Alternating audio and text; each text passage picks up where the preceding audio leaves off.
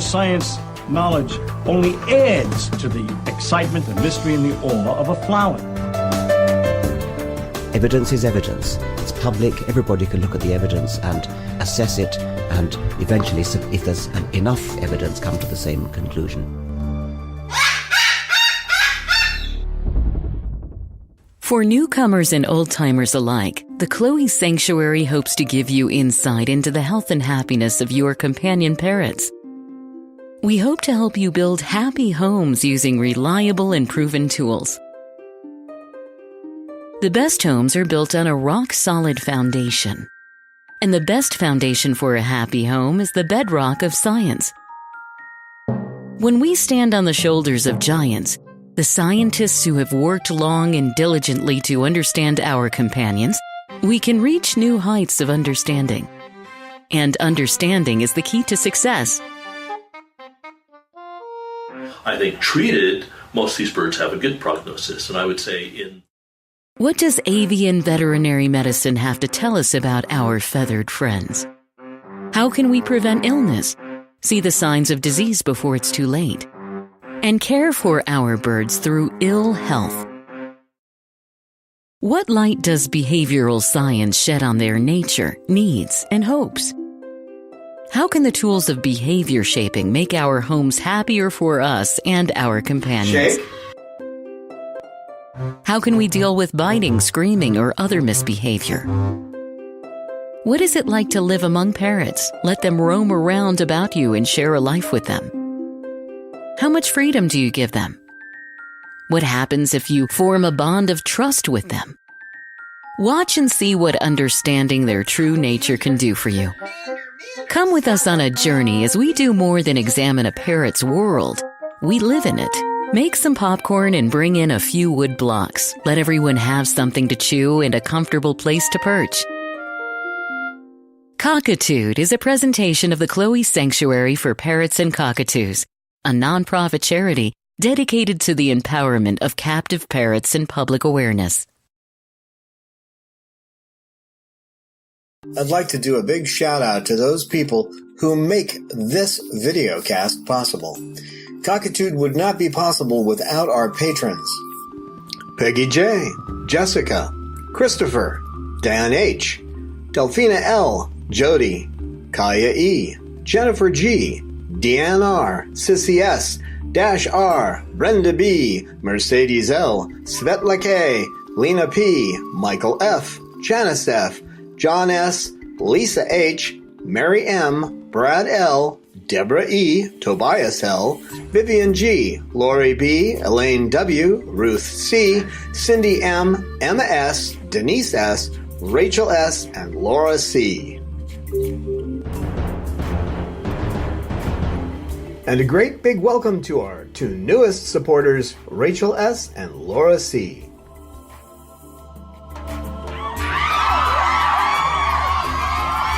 Thank you to those of you who make one-time donations. Without these patrons giving us of their hard-earned cash, we couldn't continue doing this podcast.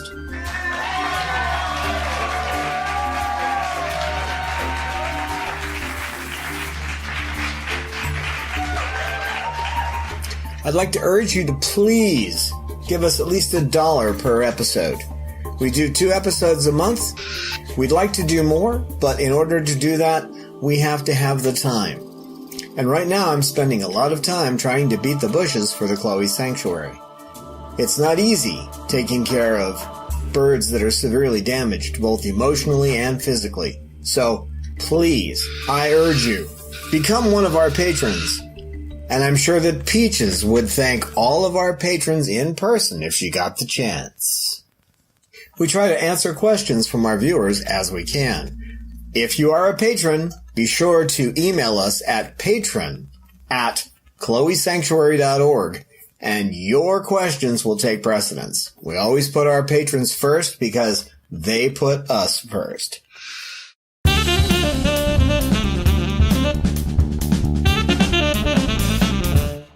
Hi, and welcome to Cockatoo, Cockatoos with Attitude, episode 65. Get out of here! Traveling with your parrot or cockatoo. Well, actually, cockatoos are a type of parrot. Aren't they?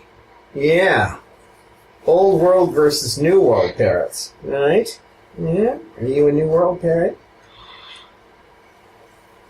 There's a lot of things you need to think about before you go traveling with your bird. You know, we're not just talking about short outings, although this does apply somewhat to short outings. But we're talking about you're going to take your bird on a road trip. Maybe you're going to take your bird across the country on a flight. Or maybe you're just going to take a vacation and go off for a week and bring your bird along. Or maybe you're just going to go out for a day. But there's considerations for all those things, and we're going to try to cover those today. So the first thing is like, yes or no, is my bird a good candidate for this trip? It's all right. It's all right. It's all right. Okay, Cos. It's all right, Bob. Nobody's going to get hurt. Let's not have any trouble here. It's okay. I know you're not used to having other birds around. There goes Pippa with her usual excursion across the room, flying into the door. That seems to be your thing. Pippa! What are you doing? Come here, Pip. Come on, Pip. Come on, Pippa. So there's a few things you got to do. Now, if you're going to be making a trip across state lines or internationally, one of the first things you're going to have to do is check the regulations for your destination. Any state lines you're crossing, for bird transport, and you got to look it up by species. Some of these birds now are not allowed to cross state lines, so you need to check and see if at the time you're making the trip, your particular species is allowed to cross a state line. Make sure there's no quarantines that are in effect at that destination. So sometimes there's a health issue that's quarantining birds, and if you bring your bird in, you're going to have a problem. Come on, Pip. Bob. Switch. Come on, Pip. Up, Pip. Come on. Up. Up, Pip. Step up. There's a Pippa. Hi, Pippy girl. Let's put you up where you like to sit. Don't panic. I'm going to put my feet up here so you have more room to lay on. Okay? It's okay. None of these birds is going to get you. The cameras are part of it too. I know, Lucy, but I'm here to protect you. Okay? You're all right. You're all right. Now, there's some factors that's individual to your bird that you have to think about. Is your bird a screamer? If you're going to go aboard a plane and your bird tends to scream when it's upset, and by screaming, I mean that it squawks on the regular interval, like every 2 seconds at 125 decibels. That might not work too well on a plane. Now, there are ways around it.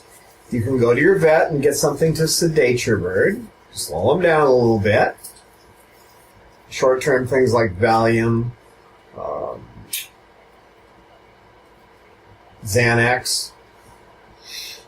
Either one of those two could get you through a flight. You got to test it out, though, and make sure that your bird is relaxed. So you're going to want to get enough of a dose where you can test it. We'll talk about this later, but you have a short window to get your bird vet checked and get a health certificate for your bird. So if you're going to be flying, so you're going to, or crossing state lines. So that'll be part of that. We'll discuss that a little bit later. And how does your bird adapt to new situations? If you've got a bird, for example, some Amazons don't adapt to new situations terribly well. So if you've got an Amazon that doesn't like new situations or crowds, then you need to consider that. Okay?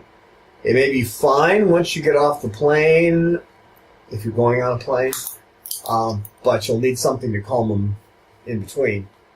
Another factor is how much time are they used to being out. So if you have a bird that's used to being out for 3 or 4 hours a day, and you're going to be taking them on a plane and keeping them in a small cage under the seat, or in a small cage in a vehicle, how much of that being trapped in a space are they going to be able to tolerate? Are they going to throw a tantrum? You have a bird that does throw tantrums. Do they have special needs? Do they have medications they have to have? Do they have to be kept at a certain temperature? And how are you going to transport that stuff? These are part of the yes or no, is my bird a candidate to go on this trip? Now, if there's any way you can do it, knowing that it's going to limit you too, not that you can't bring them into restaurants. You got a small cage, you have a towel you can throw over it. Most restaurants, if you got a bird that's not making a bunch of noise and it's in a small cage, you can get them in the door and nobody's going to say a word. So I know this, I've done it, having that small cage. And if you take a towel and just cut a little hole out so that you can put the handle through, then you're just carrying this thing with the towel around it, like a baby towel. No one's going to say anything. But the second your bird starts going squawk, squawk, squawk, you might find yourself out on the street. So you have to make sure, and one way to make sure of this is to practice at home. Now, another consideration is how well do you do with situations, okay? How do you handle them? So if you're in a situation where you're being confronted, let's say in an airport, somebody's giving you trouble, airport security, they're giving you a hassle because you have a bird, unlikely, but that's an example. How are you going to handle it? Are you one of those people who blows up? That won't be good.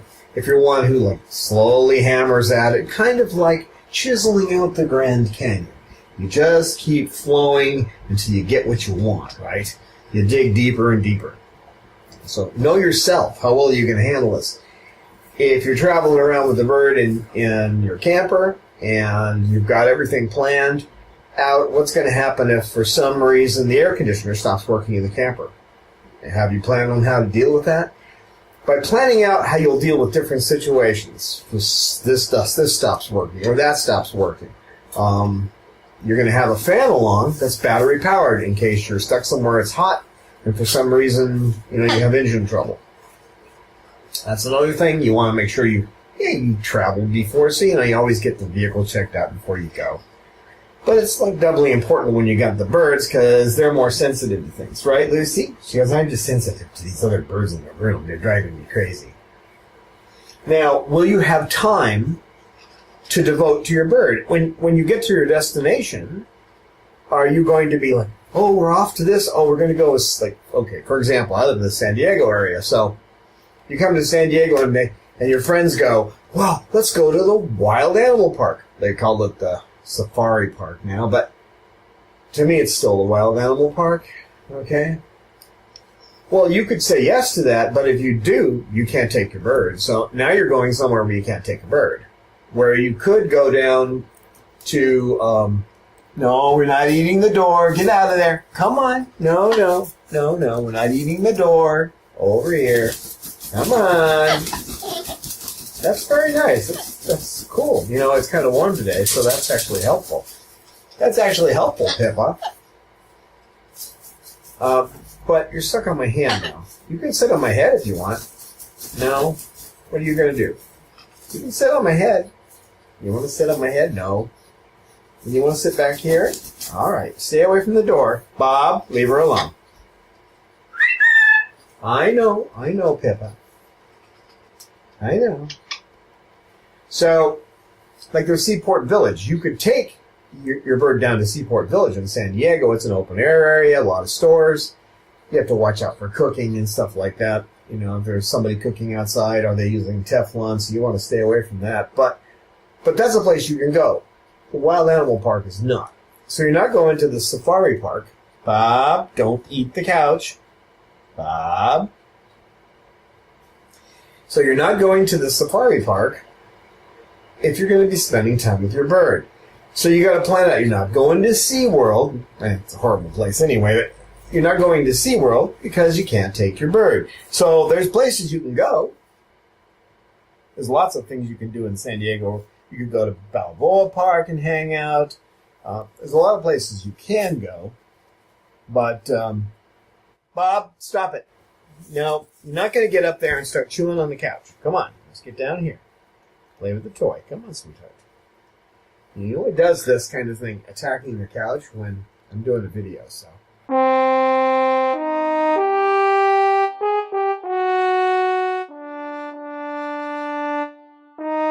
It is ignorance of Bob's nature that turned Babaloo into a living gargoyle. Bob's would-be parents made a hasty choice and found themselves in living hell, torn between guilt and frustration. I have seen the joy in Babaloo's eyes now that he has a new life with me as his companion. To see Babaloo love and trust again is worth the effort of a lifetime. But, once again, Bob is heading toward the pain of separation. My heart nearly broke the day I discovered that he was heading toward a cloacal prolapse, that his life will be cut short.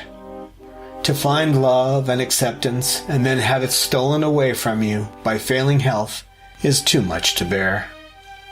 We can slow the progress of his failing health, but we can't stop it. He will need several surgeries, and eventually Babaloo will die. We want to give him the best possible life until that day. His surgeries will become progressively more expensive over time.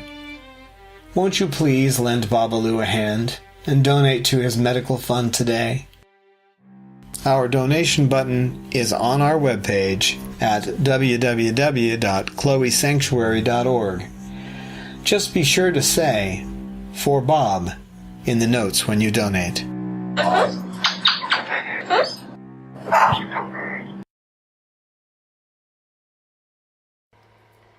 Right, Bob? Yeah, he doesn't do it any other time. They have separate behaviors for different situations. So anyway, will you have time to devote? Make your plans what you're going to do when you get there, and make sure your bird's going to be part of that. So it's going to get the time it needs.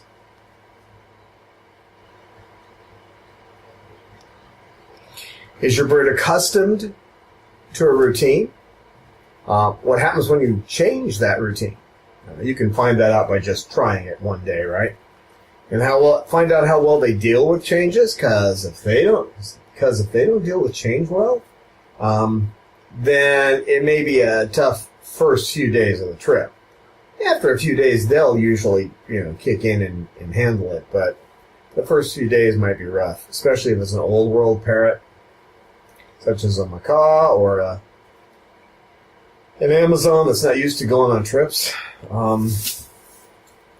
the other thing is, once you've decided, yes, my bird can go, and I know what the issues are, and I'm going to be able to handle it. The other thing that you need to do is 10 days, no more than 10 days before you go, you need to go and get a health check and a certification for your bird as far as its health. And you don't need to be by the door. It's 2:30. You don't need to be by that door. Over here. No.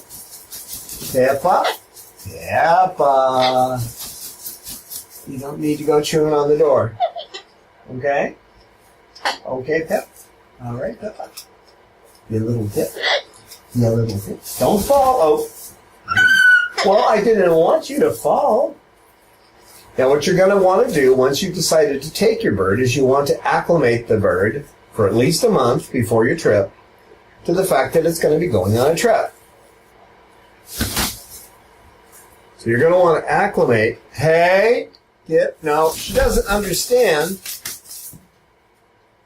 No. What are you doing? Don't chase Lorelei. You okay, Lorelei? So you need to get your bird used to the things that it's going to see on the trip. So you need to set up the flying cage. If you're going on a plane, you have a special cage, and you have to check with the airline to see exactly what size will fit under the seat, because they're going to make you transport the bird under the seat. So you want to set up the flying cage and the travel cage close to their regular cage. You want them to get used to just seeing those cages. And then, without frightening them, you want to slowly get them into those cages. And you do that by using the treat thing, right? Whatever their special treat is that they only get when they're being trained, that's what you're going to use. And you'll start offering it closer and closer to the cage, and then giving it to them inside the cage. Some birds will step right in, and it'll be no problem. I mean, Bob's one of those, aren't you, Bob? Other birds, you're going to have to go slowly to get them into the cages and get them acclimated to them. You want to work up to the amount of time that you believe they're going to be in the cage. So if the flight's going to be for 2 hours, you want them to be used to being in the flight cage for about 3, because you got the travel time up and the travel time out. If you get them used to being in those cages for that amount of time, so that's one of the humps you have to get over, is them being used to those cages where you know they're not going to be freaking out. You don't want them freaking out for more than just your own comfort, for theirs, right? And once you get them where they are comfortable in those cages, and while you're getting them used to being in those cages, you can carry the little cages along, sit them with you while you're doing the dishes, or sit them with you in that cage while you're in the living room watching television or a movie. This way, they get the idea that they go in the cage and not being abandoned. And you're right there, so they get comforted. And it's important to train them all the way to the day that you're going to leave. You don't want to train them and then leave off for a week while you're making your preparations, and then all of a sudden you're shoving them back in the cage. Not a good idea. So you want to do it all the way up to that point. Now, something most people don't think about, you have a destination you're going to, and if let's say you're taking a long trip by car, you may have and you should do this, plan out, if you're going to stay in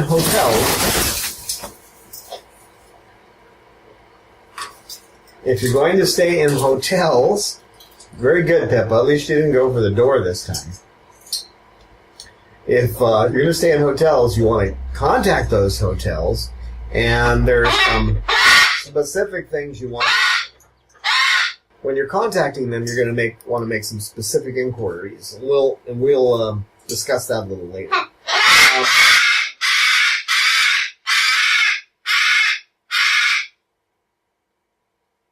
So wherever you're going to sit,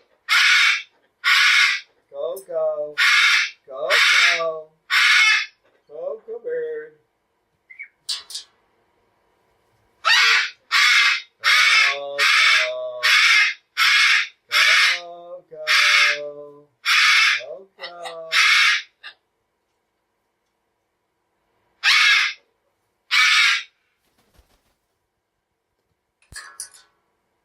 I love you, Coco. You want to come over here? Whoops. Hold on. You want to come over here? Come here. No, come on. Let go. I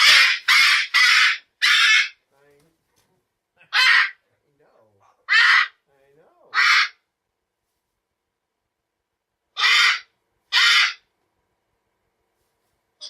Now, the area that you're going to, all the places you're going to stop, this is going to seem like a lot of work, but you want the names of the agents. Hey, you. Bob? No. I know what you're into there. You want the name of an avian veterinarian in each area that you're going to stay. So, whatever the hotels you're going to stop at, those areas, you want an avian vet if you can possibly get one in the area. That way, if something happens, you know where to go. You're not grasping at straws trying to figure it out at the last minute. You also need to know where the pet stores in town are that you might be able to get supplies for your bird, should that be necessary. We'll talk more about hotels, too, so... Peaches is an amazing personality. Her daily maintenance requires dedication and mindfulness. She requires 2 forms of medicine, 7-course meals, and effort to entice her to eat. Extensive preening every day, special tools to trim nails, constant attention to her vocalizations, daily walks, and twice yearly checkups due to the possibility of impacted feather follicles and the nature of her spinal injuries. It seems a common misconception among the general public that parrots are like toys in a toy box. Nothing could be further from the truth. They are complex creatures. Recently, scientific studies have shown them to be at least as intelligent as chimpanzees. Every captive parrot needs special humans who will dedicate themselves to understanding them. Those who know their species as it lives in the wild. Special people that understand their social, mental, and physical needs. They need to be understood for what they are, and not as merely human companions, as circus performers to bring smiles. Peaches needs all this and more. She is our special girl. Will you help us care for Peaches? Please make a donation today at our website, chloesanctuary.org. That's spelled CHLOESANCTUARY.org. As a special thank you for your donation, we will joyfully send you a postcard with Peach's happy face.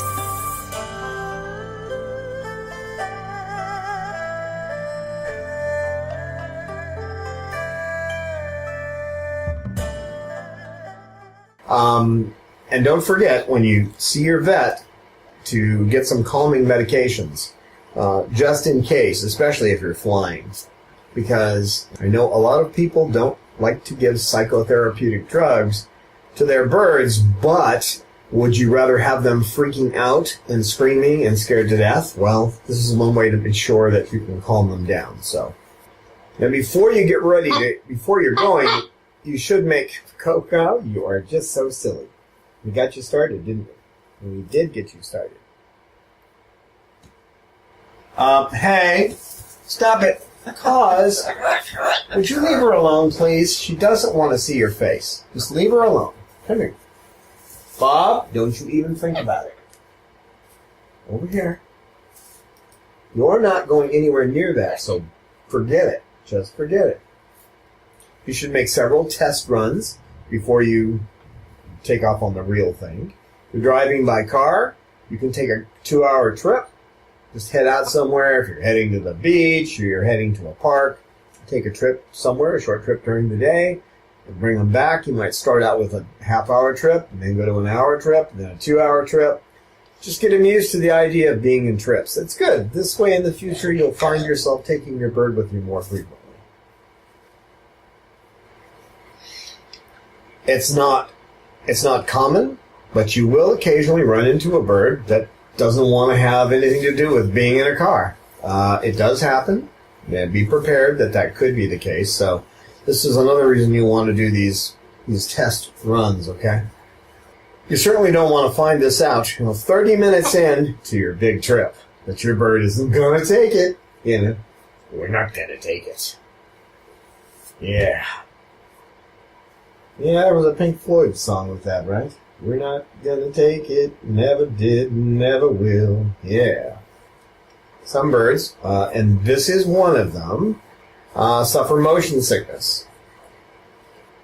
They can't use all of their perceptions when they're locked up in a vehicle. I found that usually if you can get the cage in the vehicle high enough where they can see the road, there's less chance of it. Now, I have motion sickness, okay, serious motion sickness myself. And I had a girlfriend when I was young. She had a friend who ran the Revolution. That thing you stand up against the wall and they spin and then you get stuck to the wall while it's spinning. I was on that for 20 minutes without a stop. I got off, my skin color was green and I couldn't throw up. And ever since then, if I don't take Dramamine or get a patch behind my ear before I even do something like a Ferris wheel, I'm gone. I get quite ill. So Coco does that too if she can't see out the window. I learned a long time ago, if I'm in a vehicle and I'm not driving, I have to be in the passenger seat and looking straight ahead. Coco doesn't always have to be looking straight ahead, but she has to keep looking up and seeing where she is. And then that quells her motion sickness quite a bit. But you don't want to find that out while you're on the trip, that your bird gets motion sick. So, and some of those calming drugs, like Valium or Xanax, can help so that they won't have that problem, or at least relieve the problem to some degree. You don't want your bird to be miserable. You practice going on the trip, and you do it, increasing it a little bit each time you take the bird out. Now, since you're going to do this anyway, if you haven't trained your bird buy yourself an aviator harness. I don't like any of the other harnesses, so I'm mentioning a brand name here. They're in no way connected with us. We don't get any money from Aviator. I'm just letting you know. That's the only harness I will put on a bird. Period. Comes with a DVD. Explains how to put it on. It's easy once you get used to it. Approach it just like it says on the DVD. Don't just shove it like you're going to put it on your bird. That does work sometimes. Bob took to it right away. Coco took to it right away.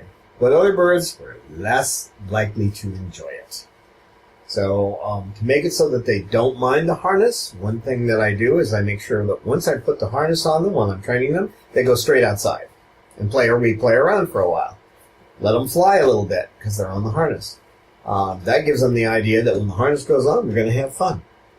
This way, you can take your bird in the future on sightseeing trips and nature outings, and you can feel confident. Always keep in mind, though, there are hawks. These guys will usually tell you the second they turn that eye up, you should have them close. Because they can see 1.5 miles up in the air a bird that's going to come to stoop down and attack them. We can't. Our vision is terrible compared to theirs. So, on a harness, you can fly them around, but always try to keep them safe when you're holding them. Don't let them sit on your shoulder outside, only because you don't want the hawk to take them, okay? They're fine on my shoulders. I know a lot of people are afraid of that. If you have any doubt the bird's going to bite your face, that's the only reason not to have a bird on your shoulder, okay?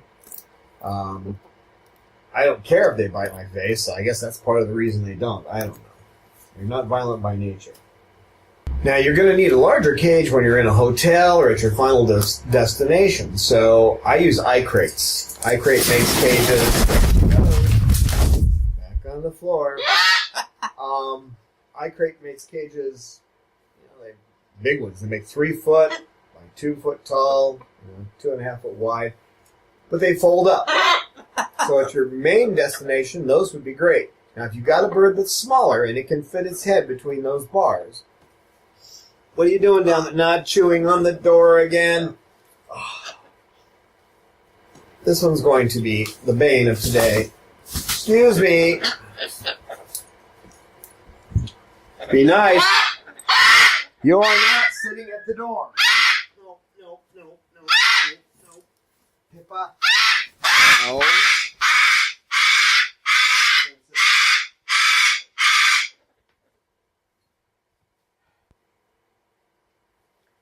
So those cages are great. You can get wire mesh grating there that's 1 inch square.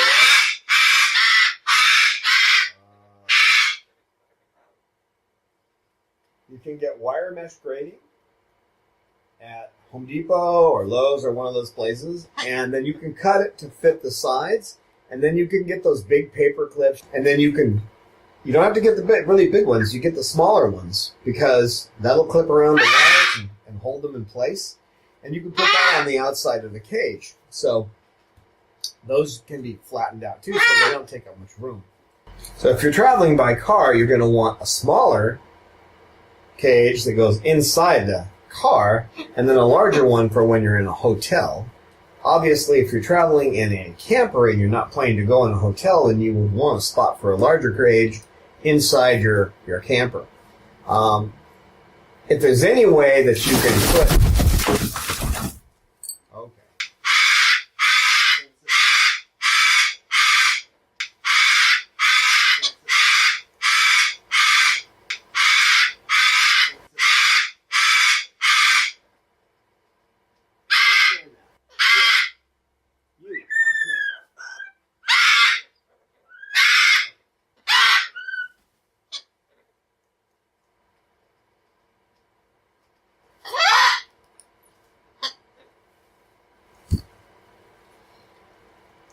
Now, another quick thing about cages, know your bird, okay? If you put Bob in a cage that's made of plastic, you're going to have plastic parts because he's going to tear that cage apart.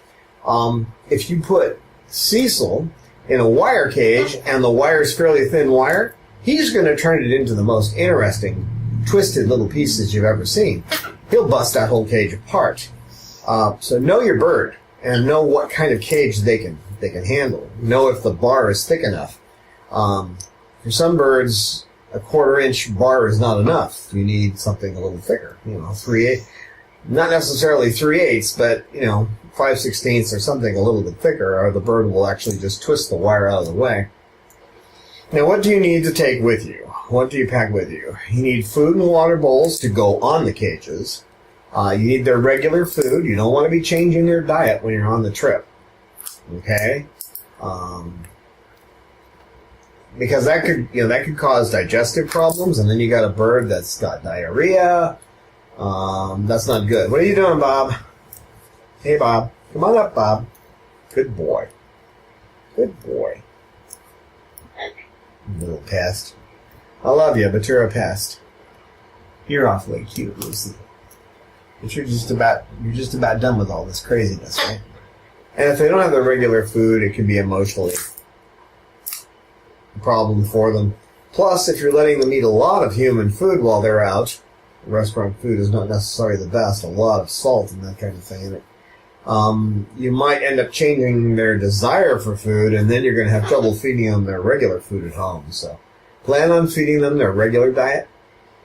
If you have a mash, or if you have any refrigerated food that they eat, you can use cool packs. And if you're traveling around in a car, you just, go buy ice. Put ice in a cooler to keep it cool. But plan for that. You need a first aid kit. We have a video that covers that. You need removable perches for the cages. Because if you got folding cages, you're going to have to take that perch out to fold it. You need a water bottle that your bird is trained to drink from. It can be one with a little spout, or it can be, Bob likes just regular water bottles. You just put it up to the bottom of his beak, and he actually taps the water bottle. He goes tap, tap, tap, tap, and then you pour a little water into his beak, and he tilts his head back, and then he goes tap, tap, tap, tap, like, give me more. You've got me trained, don't you, Bob? Hey, Coco. And make sure you always use clean, filtered water. Just buy water when you're out. Some waters have different tastes, though. So if you're buying a bottle of Dasani versus a bottle of some off-brand, they may not taste the same. And to the birds, that can make a difference. If it doesn't taste the same, they may not want to drink it. Tap water is not good. Just remember, there's a lot of tap water that isn't safe for your bird to drink. We can tolerate it. They can't tolerate it so well. Pip, Pip, Pippa, are you okay over there? So plan to use bottled water and a particular brand. You can also bring along a small syringe, the kind that, just a feeding syringe that you can give them water with. So if they seem hesitant, you can just squirt the water into their beak. You're also going to want to bring your food in pre-measured Ziploc bags or containers so that you can just grab a bag. This is the morning bag. This is the evening bag, day one, whatever. Just grab a bag, dump it in the bowl. You've got everything covered. So there's no sorting it out. I don't buy a mix for the birds. I mix it every morning, and depending on the bird's needs. For example, Lucy, I found out she was swallowing pine nuts whole. So she doesn't get pine nuts anymore. She only gets the ones that don't have a shell. So Coco doesn't think too much of banana chips. She doesn't get any. She won't eat them. We tried for a year. But she will eat papaya. Banana chips are too hard. See, she can't swallow because she had her crop burned by the breeder. So that's what happens when you're so concerned about making money that you get a whole bunch of baby birds and then you shove the food with a tube down into their crop. There should be a law against that. Folks, we should have a law against that. You should have a little container with treats, just in case you need to divert their attention or reward them for particular behavior. You should bring along toys. Now, some can hang in the cages, some of the bigger ones to hang in the larger folding cages that you bring. In the smaller ones, for sure you want to bring foot toys. You need to bring paper towels for obvious reasons. You may also want to get wet wipes. Costco has them. They're like $20 for a huge mass of these things. But they're great to have along because you're going to end up having to wipe. They do have to poop. Everybody does. And by the way, just so people know, Bob's prolapse it's getting about ready for another surgery, so his tail end doesn't look too good. I clean it 2 or 3 times a day, and it's not looking that good right now. So he may need the major surgery sooner than we hoped, but he might do 1 or 2 more stitches. It's hard to say. It hasn't been that long since he had his last surgery, so his tail end does not look good right now, and I just cleaned it before I started this video. So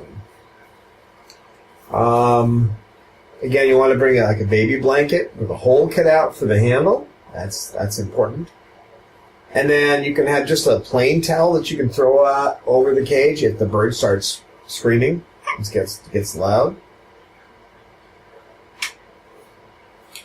You're going to bring newspaper for the bottom of the cage. Again, we do not use corn cob or anything like that because it tends to develop bacteria, and that we don't want that. So, newspaper, and just take the newspaper out when they go. Newspaper's cheap.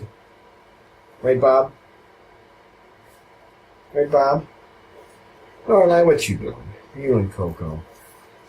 Hey, Peach, what are you doing over there? Yeah, there's a lot of material I'm trying to pass on, so I'm trying to get this all done in an hour isn't easy. Bring your harness, your wipes, spray bottle of water is must-have. You might get somewhere where it's hot, and being able to spray them down is good. Now, when you're taking them on a trip, if they're in a cage and something happens, you're in an accident, and something opens up, like the back door, they're not going to get out, okay? You can get lost. And they probably wouldn't fly away from an accident like that just because they were scared. Obviously, they wouldn't want to leave you, but... And I probably don't need to say that you never want to leave them unattended in a vehicle. You might have to do that on occasion if you're traveling by yourself with a bird. Now, if you have the cage secured, you want to make sure it's secured, so you may want to test drive without your bird to make sure it doesn't bounce around. Also, you want to prop the cage so it's level. Sometimes if you put it in a seat, it'll lean back or it'll lean forward. Your bird won't like it if they're sliding forward or sliding back in that cage. So try to make sure it's level it out. And the first time you take them out, don't put any toys in the cage. Just until they kind of get used to it. What our flock birds do when they're traveling is that they'll sit on a perch and they'll grab one of the bars on the cage. If they see I'm making a turn, that's funny. They see a turn coming up, and all of a sudden you see them grabbing the bars on the cage. You don't want to jostle them around in the cage if you can avoid it. So.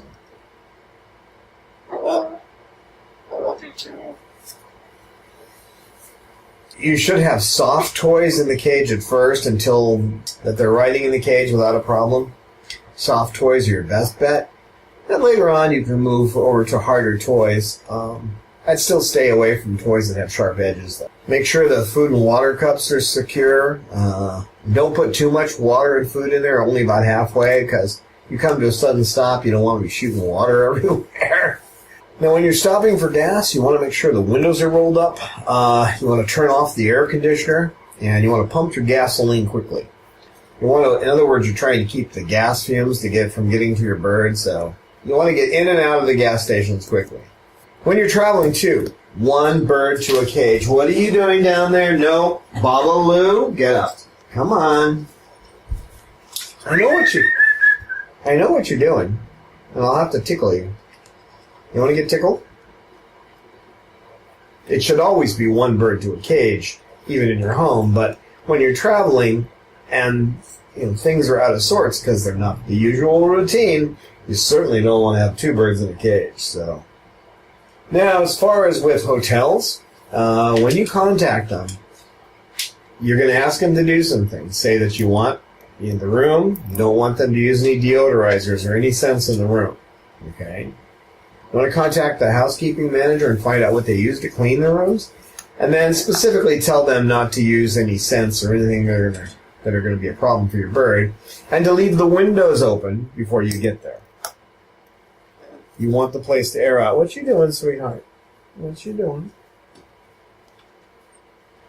You also need to tell housekeeping that you don't want any sprays used in the room, because sprays are really bad for these guys. The propellant and all that's bad for their lungs. So no sprays, no carpet fresh on the carpet. You want the room aired out before you get there. Now you can also hang up a sign on the door with your specific requests.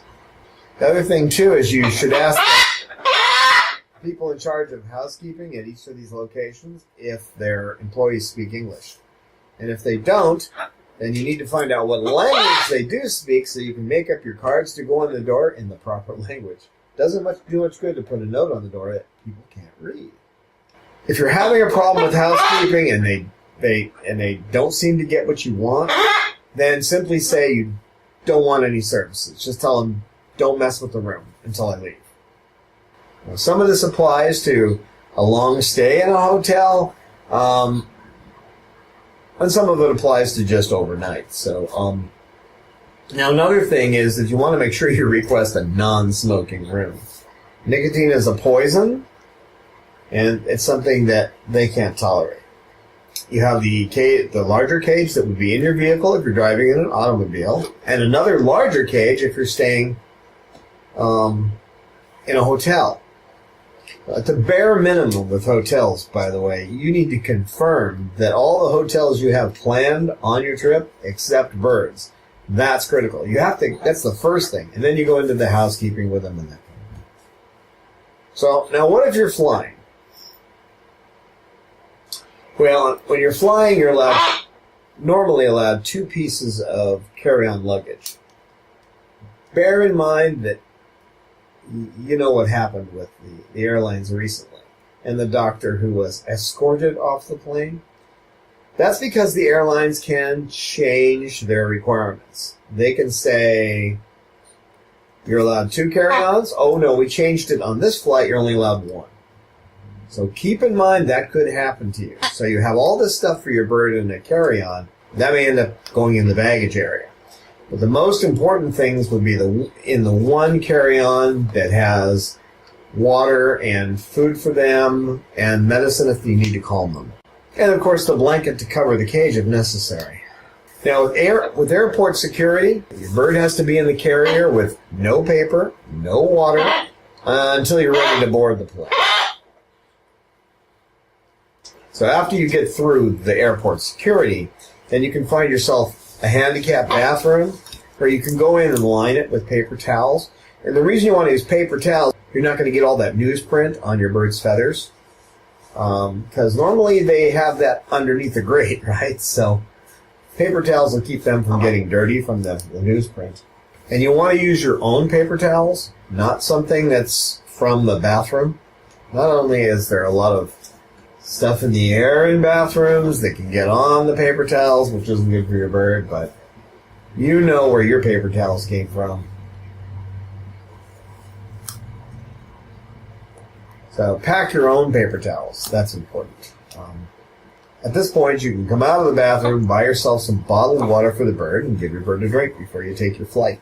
Make sure that the medicine needed to calm your bird or any other medicine for your bird is available on the flight. Make sure you have your health certification. There are a few airlines that allow birds. The best one I know is Delta, though. They seem to work a little extra to get your bird. They seem to do a little more for your birds.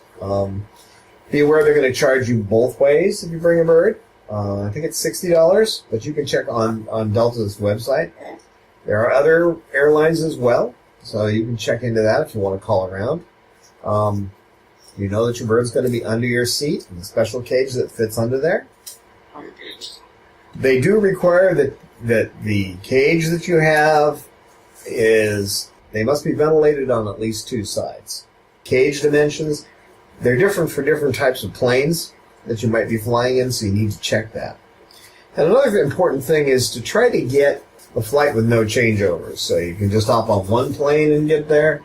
That's not always possible, but you want to shoot for that if possible.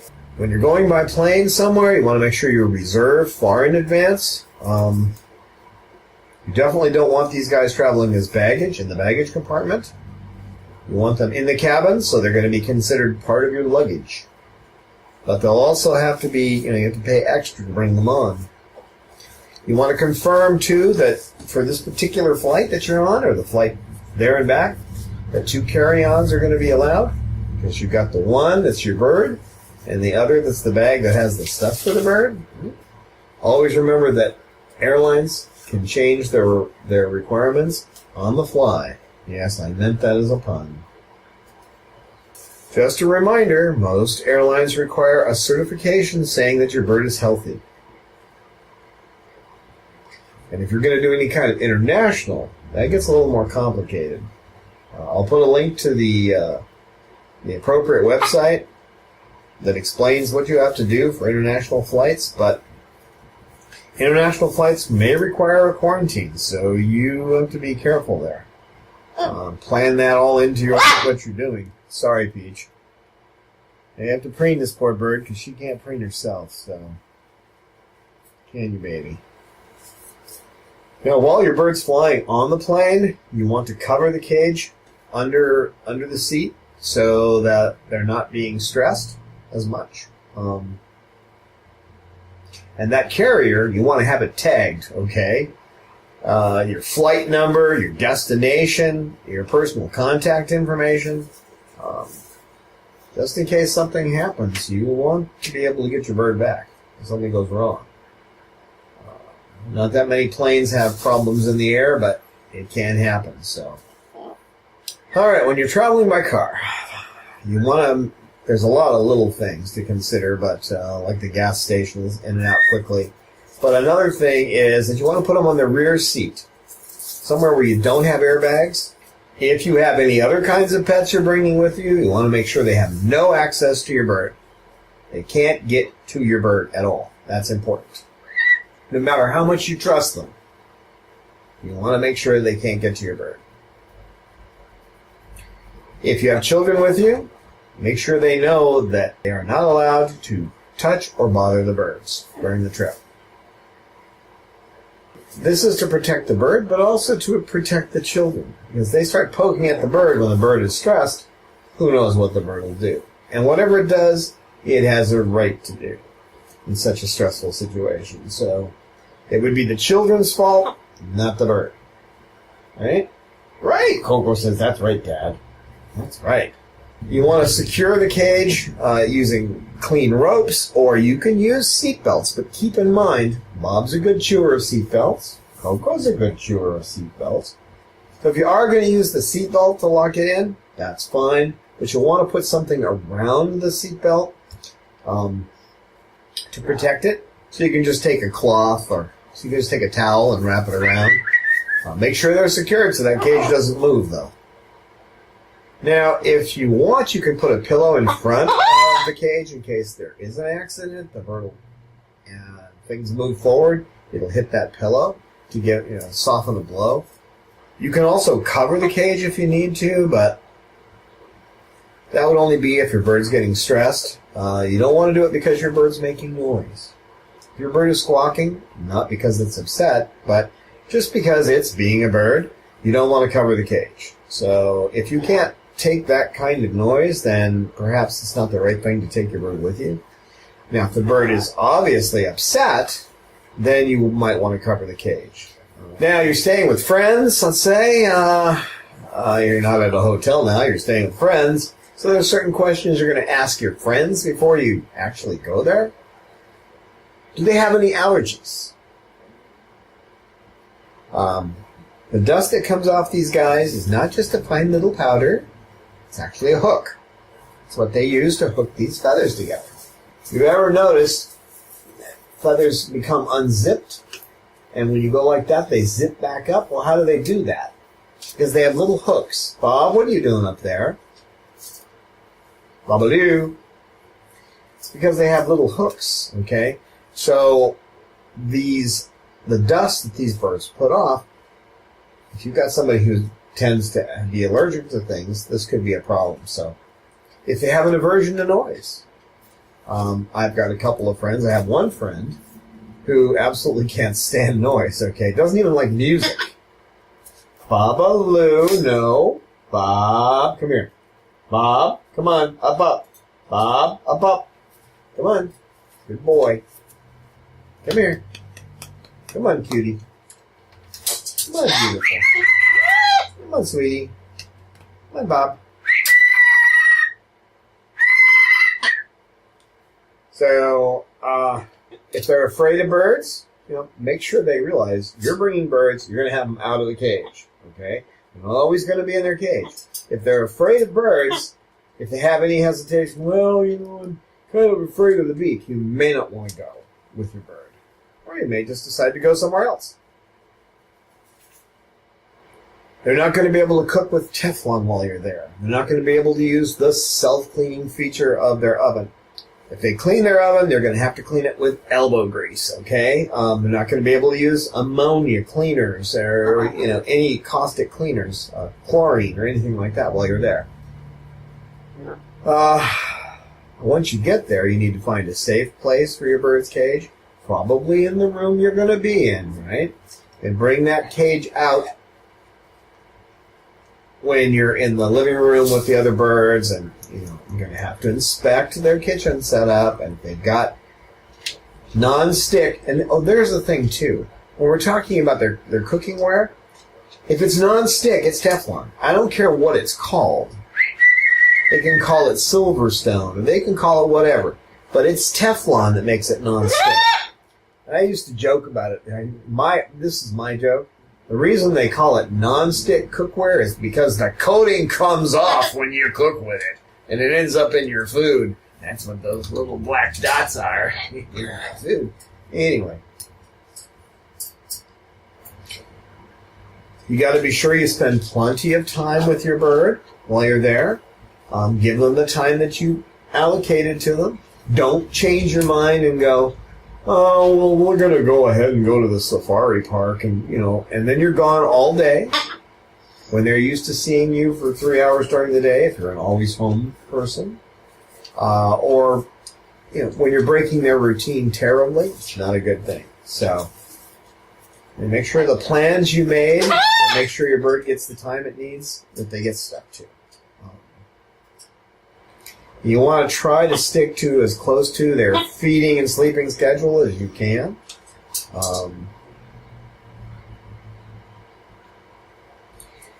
I don't agree with the practice of wing clipping, so I wouldn't say to wing clip your bird before you go. If you're in a home where the front door is right in the living room and can be opened at any time, then you're going to want to have your bird in a harness with you while it's in the living room with you. Okay? So if your bird needs to be harnessed at certain times, then harness them. That's your best bet.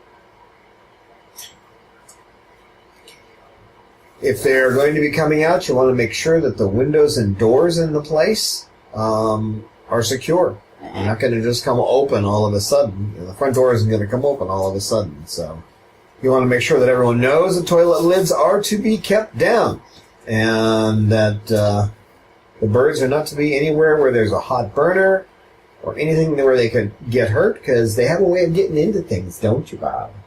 He's been trying to get to my notes all day, just pretending to have... See, he's even taking one step at a time going that way. You're not going to get my notes. And now, how do I know that's what he's trying to do? Because he likes to stay over here. He tends to just like to stay up, but he knows there's something over here he can get, so that's what he's heading for. Right, Bob?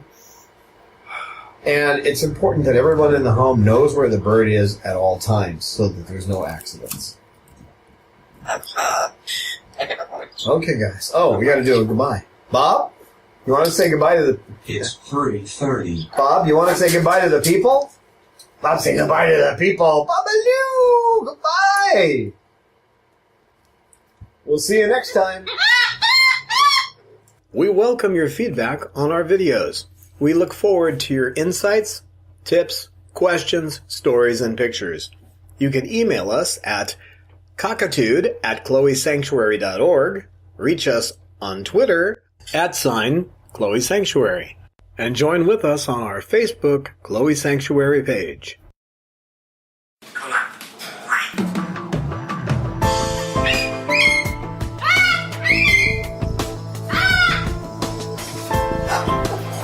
much as science knowledge only adds to the excitement, the mystery, and the awe of a flower.